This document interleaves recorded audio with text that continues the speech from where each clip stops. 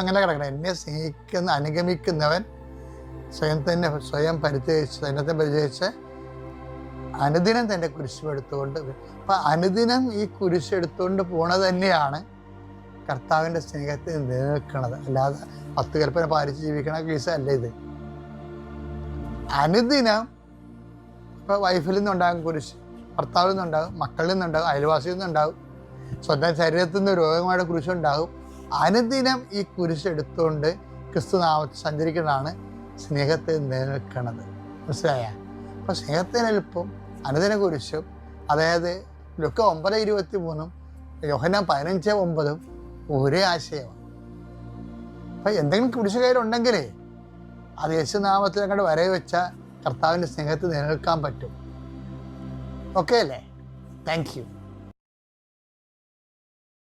അത്യപൂർവ ദൈവാനുഭവങ്ങൾ ഇനി നിങ്ങൾക്കും സ്വന്തം. ഈ യൂട്യൂബ് ചാനൽ ഇതുവരെ സബ്സ്ക്രൈബ് ചെയ്തിട്ടില്ലെങ്കിൽ ഇപ്പോൾ തന്നെ സബ്സ്ക്രൈബ് ചെയ്യുക. ഈ വീഡിയോ ഇപ്പോൾ തന്നെ നിങ്ങളുടെ സുഹൃത്തുക്കൾക്ക് ഷെയർ ചെയ്തുകൊണ്ട് കർത്താവിൻ്റെ പ്രേക്ഷിത